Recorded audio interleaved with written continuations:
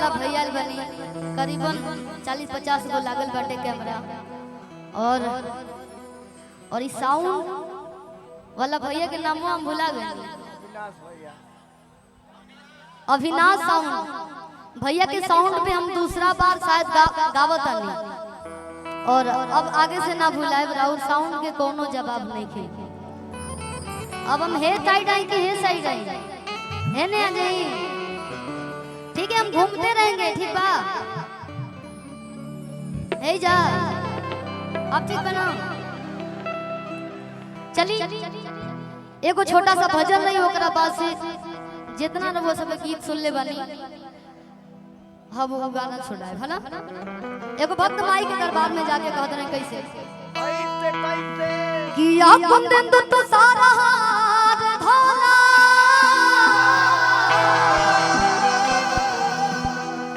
या शुभ्र वस्त्रावृता कि या बिड़ावर दंड मुंडत करा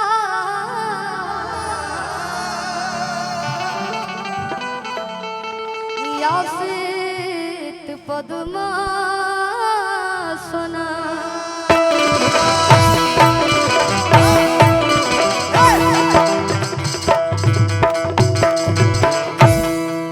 कि ओम जयंती मंगला काली भद्र काली कपालिनी हो दुर्गा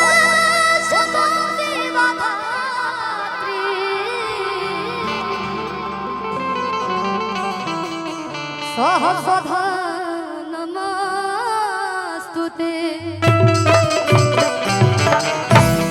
प्रेम से बोलिए साचे दरबार की। चलिए बहुत बहुत धन्यवाद। अगर गावत घरी बोलत घरी कोनो शिल्पिया से गलती हो जाए तो क्षमा करे के बकायदे तब सीखा नहीं है ना। आजा हुआ सब बैठ जाए और हम जानत नहीं कि सब लोग चाहते कि शिल्पी कब गावस तब हम धन लुटाई तो अबे कोनो गुताई नहीं खे अबे शुरुआत कर दनी।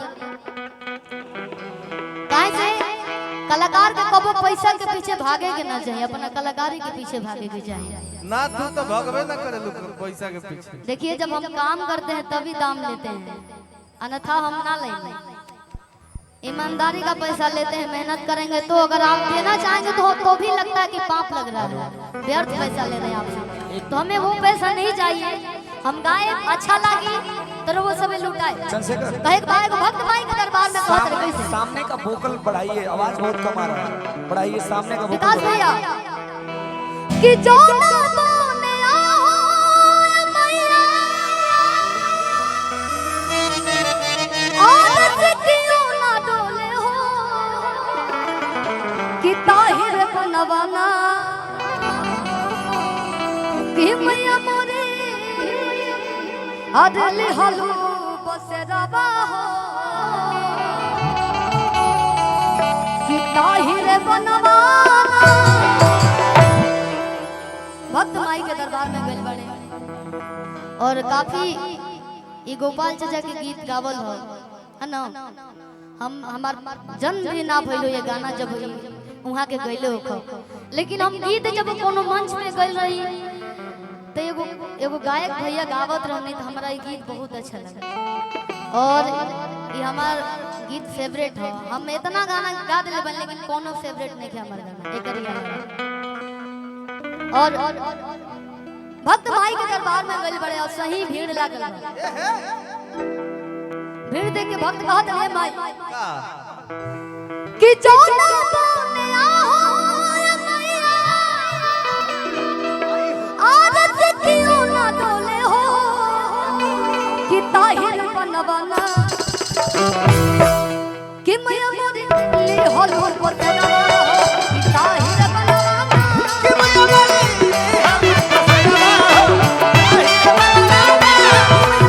ले हलो बतना कि ताहिर बनवाना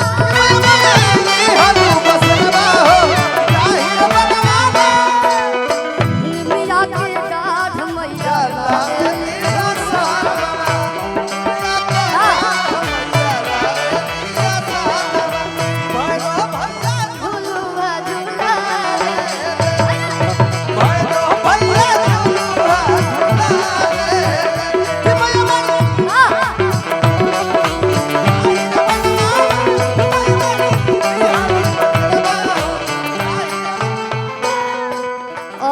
पीछे वाला साउंड बा ओकर थोड़ा सा लेवल बढ़ा दी भैया, साउंड वाला भैया आ तनी हाई कुर्सी अविनाश भैया तनी भैया लेवल साउंड के लेवल बढ़ा दी। और जे भी मंच पे ने खड़ा बा हम जाना तनी रउआ सब घर के सदस्य बानी, बबुनी के चाचा बा के भैया बा तो बड़का पापा बा तो बैठ जाई, सब बैठ जाई मंच पे।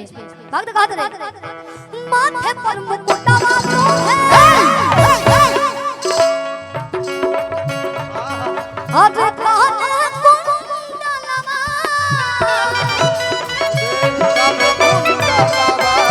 माथे पर मुकुटवा शोभे कांधे कुंडलवा कि तेरिया धनुषिया माई के शोभे तलवारवा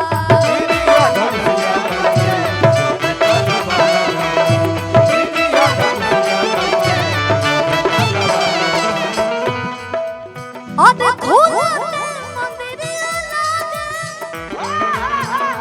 और नरतिया लागे बोले हो कि ताहिर बनवना खोलते मंदिरिया लागे नरतिया लागे बोले हो ताहिर बनवना कि मैं बोली हलू बसरवा ताहिर बनवना हलू बसरवा ताहिर बनवाना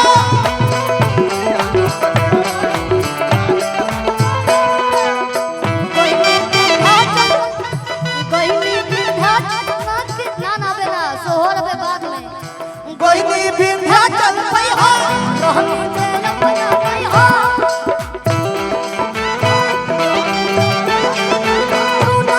सैया हमरो के ले दुर्गा पंडाल सैया हमरो के ले चला दुर्गा पंडाल सैया हमरो के ले हलू बसरवा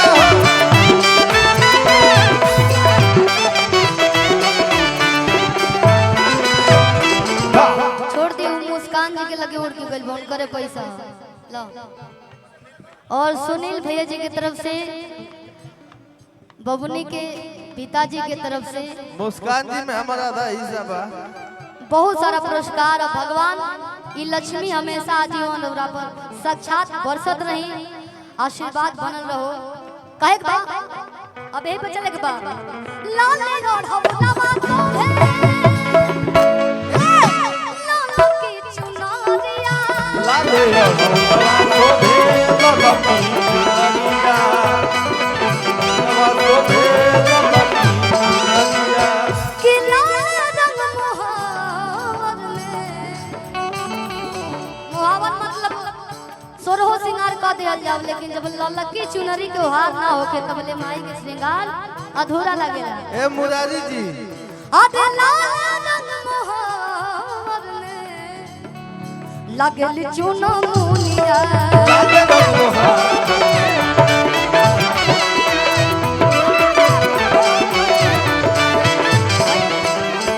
कि झूमर से बकवा करो अरे आवे जब टोले हो कि ताहिर बनवना झूमर से बकवा करो आवे जब टोले हो ताहिर बनवना कि मैं मोरी ली होली पतरवा हो ताहिर बनवना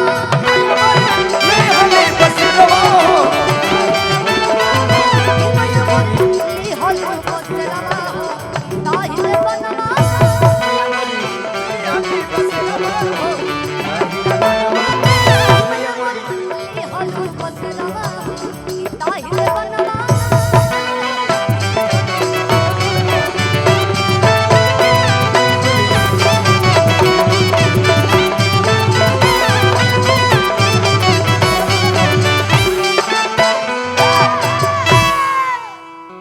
और आपका परिचय? अच्छा, संजीव भैया जी की तरफ से ढेर सारा